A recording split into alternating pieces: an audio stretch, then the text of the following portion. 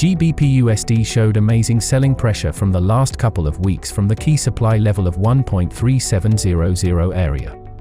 As a result, the price moved below the dynamic 20 EMA in the daily chart and moved nearly 200 pips below it. Now, investors may experience strength in GBP if the rate hike occurs.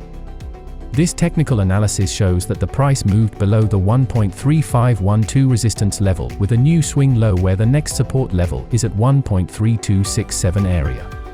The dynamic 20 EMA is currently above the price and aimed lower while the MACD lines remain bearish with a new low. Based on this structure, a hawkish sentiment with a bullish daily candle above 1.3512 would be the buying point for GBPUSD bulls.